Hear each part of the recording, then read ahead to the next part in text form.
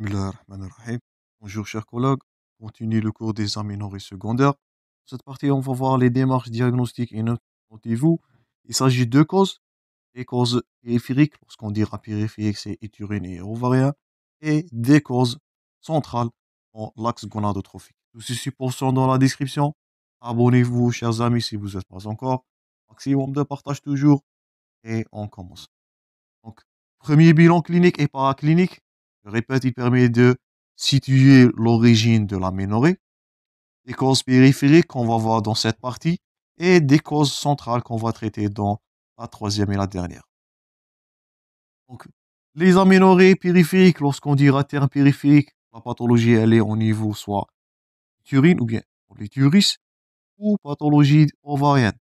Lorsqu'on dira aménorrhée secondaire, soit hypophysaire, soit hypothalamique. Donc l'axe hypothalamo-hypophysaire et la sécrétion des hormones gonadotrophiques. Utérine, on va récapituler ce qu'on va voir dans ces deux parties. Donc utérine, c'est soit des sténoses secondaires à une synéchie. Notez bien la notion de curetage. Donc ça va donner des complications de synéchie ou bien les suites de couches dites pathologiques. Les causes ovariennes, soit une ménopause précoce. C'est pour cela qu'on a insisté sur le syndrome périménopausique et les bouffées de chaleur et la mastodynie. J'espère que vous avez cité ça. L'OPK qu'on a vu précédemment dans le syndrome ou bien des aménorrhées primaires, syndrome des ovaires polykystiques ou bien une hypoplasie ovarienne. Donc, dans cette deuxième partie, on va traiter les causes périphériques.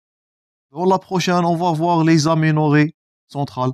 Donc, la pathologie, si on vous pose la question, elle se situe dans l'axe hypothalamo-hypophysaire. Au niveau de l'hypophyse, on parlera de syndrome de Sheehan, maladie auto-immune. On parlera de tumeurs sécrétantes de prolactine. On va voir ça dans la pathologie néoplasique.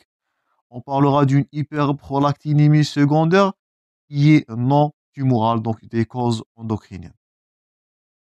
Pour la pathologie hypothalamique, donc, vous avez une aménorrhée secondaire post-pilule.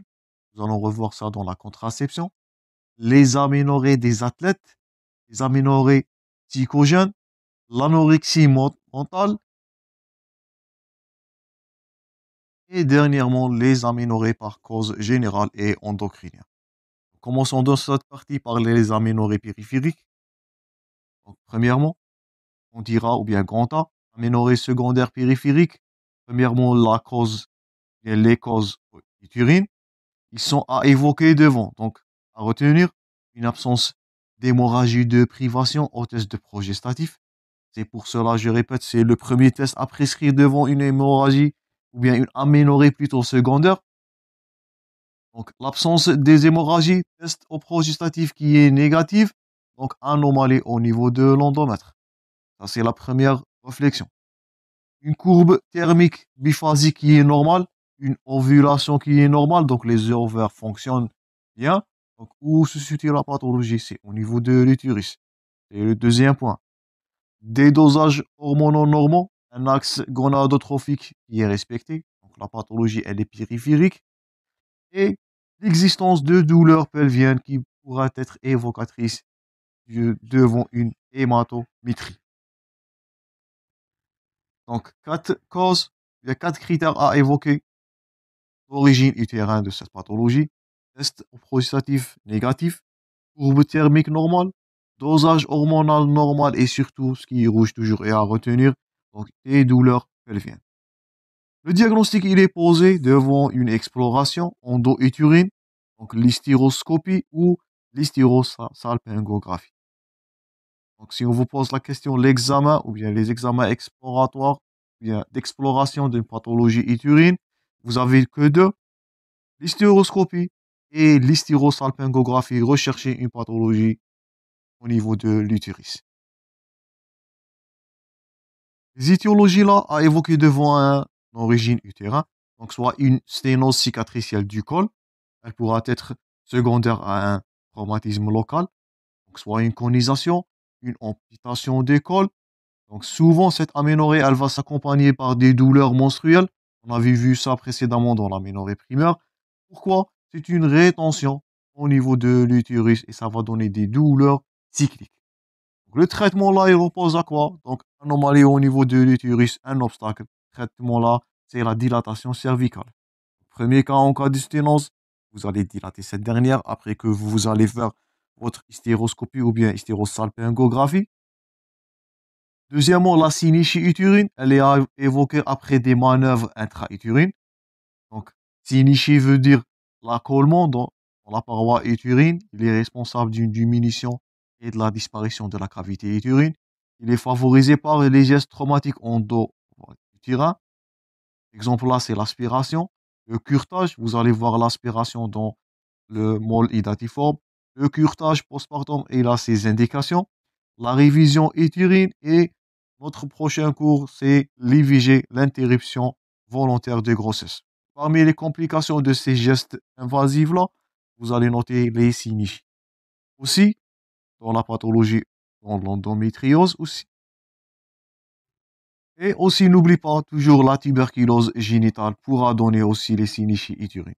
Donc, si on vous pose la question, les étiologies de la synéchie utérine, vous allez citer toute manœuvre endo-utérine, quelle que soit aspiration, curetage, révision, interruption volontaire, donc tout geste invasif au niveau de la cavité utérine pourra donner ces synéchies.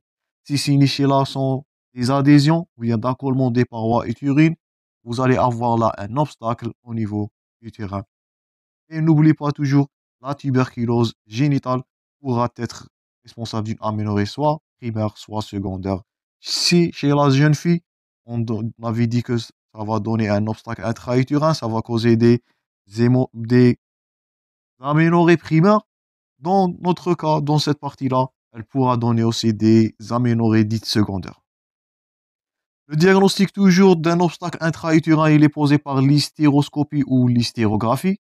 Le traitement chirurgical, donc, il s'agit de effondrer la synéchie sous hystéroscopie. En cas de synéchie tuberculeuse, là, vous allez administrer en association l'antibiothérapie antituberculose. On parlera de la quadrithérapie. Donc, toujours devant tout obstacle intra-utérin, donc traitement là, c'est chirurgical, soit par dilatation cervicale en cas de sténose cicatricielle, ou bien par effondrement, la liste de ces synéchies là. Et si cette dernière, elle va survenir devant un stade infectieux ou bien devant un terrain infectieux par tuberculose, donc associez la quadrithérapie et vous allez voir l'infection ou bien la tuberculose dans sa forme génitale. Là, vous voyez une synéchie utérine, elle est mise en évidence en hystérosalpingographie, une hystéroscopie. Donc les adhésions là, ils sont visibles.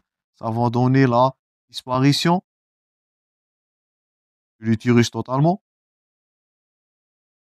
Donc, pour l'utérus, les sténoses là vont prédominer les causes et les étiologies d'une sténose qui est secondaire. Deuxièmement, toujours dans l'aménorrhée d'origine périphérique, on est loin de l'origine centrale. Donc, d'origine ovarienne, deuxième cause. Donc, elle est à évoquer. Les indications là sont l'absence d'hémorragie de privation au test de progestatif, un test progestatif qui est négatif, donc une carence œstrogénique. Une courbe thermique là qui est anormale, là, vous allez voir la différence entre l'origine ovarienne et l'origine utérine. Donc là, la courbe thermique, elle est anormale, elle est monophasique, l'absence d'ovulation, une cause ovarienne, privation, mauvaise réponse test au progestatif, carence œstrogénique, et les dosages des hormones, donc ils sont perturbés. On note un taux de stradiol qui est bas, et de taux élevés d'FSH et de LH. Donc, toujours si vous notez un taux d'FSH et LH qui est augmenté ou bien taux des hormones gonadotrophiques qui est élevé, ça veut dire ou bien ça interprète là un rétrocontrôle mal exercé par l'ovaire, une insuffisance ovarienne là, et vous allez noter un taux d'FSH et taux de LH qui est élevé. Vous allez revoir le taux d'FSH qui est élevé toujours dans la ménopause. Donc, toujours, je vous invite je vous conseille à suivre l'enchaînement du cours pour mieux comprendre. Et là, la notion des bouffées de chaleur, elle est évocatrice de ménopause. Je répète toujours, notez cette notion des bouffées de chaleur. Vous allez la réaborder dans la ménopause toujours. Donc là, dans ce cas-là, une une cause ovarienne pourra être une ménopause qui est primaire. Donc ça, c'est à évoquer aussi dans votre hypothèse. Donc premièrement, ménopause précoce ou bien ménopause physiologique. Ça serait la première cause à évoquer devant une pathologie ovarienne. Donc la ménopause, elle est dite précoce si cette dernière, elle va survenir avant 40 ans. Donc là, les signes sont les bouffées de chaleur qui sont très évocatrices, une hypoœstrogénie qui est clinique et des antécédents identiques pourraient être parfois trouvés dans la famille. Nous allons revoir cette conduite à tenir devant une ménopause précoce. Donc, si on vous pose la question jusqu'à maintenant, quelles sont les causes et les étiologies d'une aménorrhée secondaire périphérique? Donc, soit utérin, un obstacle par cicatrice utérine, ou bien des signes ici surtout dans la tuberculose génitale. Et deuxièmement, les causes ovariennes, il pourra être premièrement la ménopause précoce ou la ménopause physiologique. Vous allez citer aussi le syndrome OPK d'ovaire polykystique et vous pouvez évoquer aussi, donc ça c'est l'hyperandrogynie et l'hypoplasie ovarienne. Les causes ovariennes, premièrement, on traite la ménopause précoce. Elle est à évoquer devant des bouffées de chaleur, une hypoœstrogénie clinique, un taux élevé, très élevé d'FSH, absence de rétrocontrôle, plusieurs causes pouvant être évoquées, donc une ovarectomie, vous allez voir ça dans le cancer de l'ovaire, chimiothérapie, radiothérapie, le tabac pourra être une cause d'une ménopause précoce, une maladie auto-immune et aussi le terrain génétique. Pour la ménopause, toujours le traitement là, il est substitutif, un traitement hormonal œstroprogestatif. Il est nécessaire pour éviter les troubles trophiques et l'involution des ovaires ou bien des organes génitaux et les troubles sexuels et l'ostéoporose.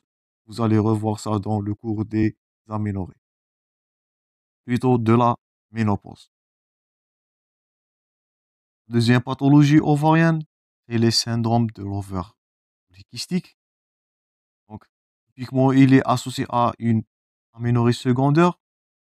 Il va succéder une spanioménorrhée. Spanioménorrhée veut dire des cycles qui sont allongés.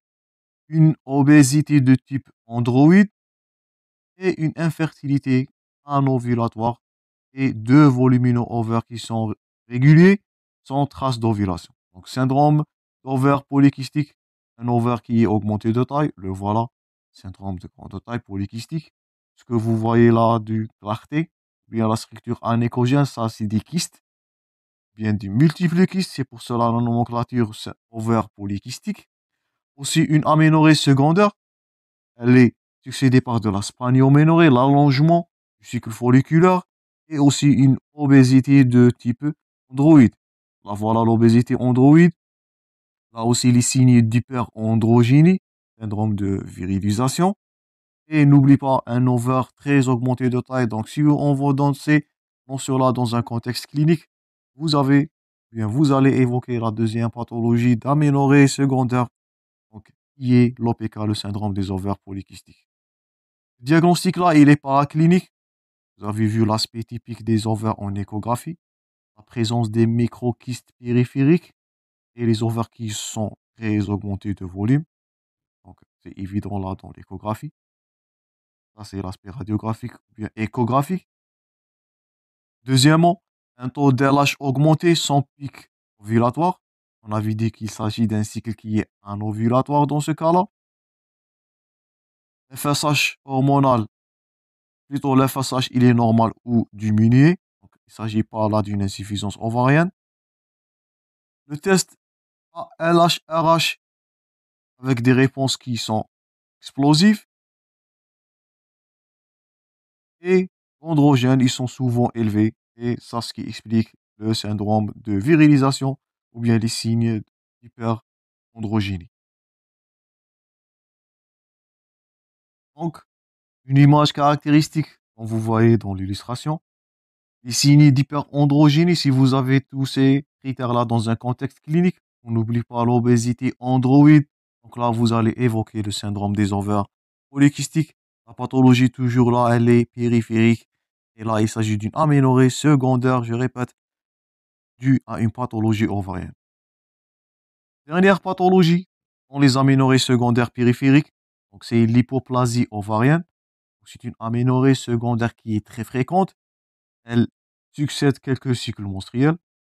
Anatomiquement, on retrouve des ovaires très hypoplasiques, donc c'est l'inverse.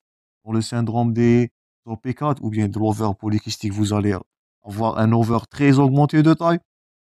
En hypoplasie ovarienne, donc l'inverse, un ovaire très hypoplasique. Les aménorrhées qui vont s'installer après l'épuisement du potentiel folliculaire, l'insuffisance ovarienne. Biologiquement, là, vous notez toujours devant une insuffisance ovarienne, vous allez noter une élévation de FSH plasmatique, quelle que soit la pathologie là, soit une ménopause, soit une hypoplasie ovarienne. Donc, vous allez retrouver un rétrocontrôle très fait par les ovaires et ça va être témoigné par un FSH élevé.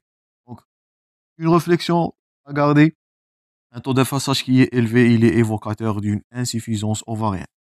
Le traitement toujours, donc toute hypoplasie, toute insuffisance ovarienne, soit ménopause, soit hypoplasique dans ce cas-là, le traitement il est substitutif et il est identique à celui de la ménopause précoce. Donc si on récapitule ce qu'on avait vu dans cette deuxième partie, les origines périphériques, donc utérin, évoquez-vous premièrement la sténose cicatricielle et la synichie, surtout devant un geste ou bien de curetage endo-utérin. Ça, c'est votre réflexion. Donc, si on vous donne tout ça dans un contexte clinique, ça, c'est le but de cette partie, de savoir évoquer une aménorrhée périphérique, donc utérine. Vous allez incriminer la sténose et de la synichie. Ça, c'est le but ou bien le résumé de cette partie. Les causes ovariennes. Donc, vous allez noter un taux d'effacage qui est très élevé, insuffisance ovarienne. Donc, soit une ménopause précoce, évoquée surtout l'âge inférieur à 40 ans. La notion des bouffées de chaleur, notez ça bien. Donc, si vous avez dans un contexte clinique des bouffées de chaleur avec un taux d'FSH élevé, donc là, vous allez évoquer une ménopause précoce devant ces tableaux cliniques. Vous allez revoir ça, je répète toujours, dans la ménopause. Vous avez le syndrome des ovaires polykystiques devant les images qu'on avait vues, un ovaire de grande taille.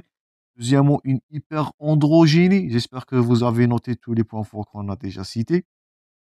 Et bien sûr, le syndrome, bien l'obésité androïde et le syndrome de virilisation, l'hirsutisme, l'acné. Donc tout ça, il est évocateur d'un syndrome des ovaires polykystiques. Et dernièrement, l'hypoplasie ovarienne et le traitement toujours dans ce cas-là, il est substitutionnel, soit dans la ménopause, soit dans l'hypoplasie. Donc ça sont les causes des hémorragies, ou bien des aménorrhées plutôt périphériques, secondaires toujours. J'espère maintenant que vous allez évoquer le lieu de cette aménorrhée, où se situe la pathologie, soit utérine, sténose et synichie, ça c'est votre réflexion. Ovaire, donc soit ménopause précoce, soit le syndrome des ovaires polykystiques ou bien l'hypoplasie ovarienne. Donc ça, c'est le but de cette partie-là, de savoir évoquer l'étiologie dans un contexte clinique. On abordera dans la troisième et la dernière partie les aménorrhées secondaires. Les étiologies vont être situées soit au niveau hypophysaire ou bien au niveau hypothalamique. Donc on va aborder ces pathologies très prochainement. Merci pour votre attention, chers collègues. Bon courage dans vos préparations toujours et à la prochaine.